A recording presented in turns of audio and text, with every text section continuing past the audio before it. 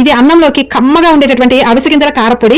ఈ అవిసె గింజల కారపొడి కనుక రోజు క్రమంగా తీసుకోవడం వల్ల మలబద్ధకం, షుగర్, గుండె జబ్బులు, క్యాన్సర్ వంటి ఎన్నో జబ్బులు రాకుండా చేసుకోవచ్చు. చాలా మందికి చర్మం మీద దద్దులు, దురదలు, వాపులు, నొప్పులు ఇలాంటివి వస్తుంటాయి కదా, వాటన్నిటికీ ఈ ఒక్క కారపొడితో చెక్ పెట్టేయచ్చండి. ఇంకా మన లేడీస్ కి బెస్ట్ ఆప్షన్. జుట్టు ఒత్తుగా పెరగాలంటే, బలంగా పెరగాలంటే ఈ అవిసె గింజల కారపొడి కనుక రోజుకు ఒక స్పూన్ తింటే చాలండి. ఇన్ని ఆరోగ్య ప్రయోజనాలు ఉన్నటువంటి అవిసె గింజల కారపొడి ఎలా చేసుకోవాలో చూద్దాం. ముందుగా అయితే స్టవ్ మీద ఒక కళాయి పెట్టుకుని ఇందులోకి ఒక కప్పు దాకా అవిసె గింజలు తీసుకోండి. చక్కగా వేగుతాయి, చక్కటి టేస్ట్ వస్తుంది అనమాట. ఇలా వేయించుకున్నటువంటి అవిసె గింజలు ఒక ప్లేట్ లోకి తీసుకోండి. మళ్ళీ అదే ప్యాన్ లోకి ఇప్పుడు ఇందాక ఒక కప్పు అవిసె గింజలు తీసుకున్నాం కదా, ఇప్పుడు అందులో అరకప్పు దాకా నువ్వులు తీసుకోండి. నేనైతే పొట్టు నువ్వులు తీసుకుంటున్నాను, బ్రౌన్ కలర్ లో ఉంటాయి ఇవి.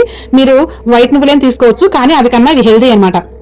ఇవి చూసారా, ఆల్రెడీ వేయించిన దానాలే బ్రౌన్ కలర్ లో ఉన్నాయి. ఇవి నేను పొట్టు నువ్వులు వాడతాను అనమాట. సో ఇవి పొట్టు నువ్వులు. వీటిని కూడా మంచిగా స్టవ్ సిమ్ లో పెట్టుకొని చక్కగా వేయించుకుంటే అటు మాడకుండా ఇటు పచ్చిగా లేకుండా చక్కగా వేయించుకోండి. మీరు అన్ని వేయించుకోవడంలోనే ఉంటుంది కారపొడి టేస్ట్ అంతా కూడా. ఇలా వేయించుకున్నటువంటి నువ్వుల్ని ఇందాక తీసుకున్నటువంటి అదే ప్లేట్ లోకి, అవిసె గింజల ప్లేట్ లోకి పోసేసుకోండి. నెక్స్ట్ ఇవి వేగిన తర్వాత ఇప్పుడు ఒక కప్పు అవిసె గింజలు, అరకప్పు నువ్వులు తీసుకున్నాం కదా, అందులో సగం అంటే పావు కప్పు ధనియాలు తీసుకొని వీటిని కూడా స్టవ్ సిమ్ లో పెట్టుకొని చక్కగా వేయించుకోండి. ఈ కారపొడి ఫుల్ వీడియో కోసం కింద రోజుకో చెంచా తింటే చాలు దాని మీద క్లిక్ చేయండి.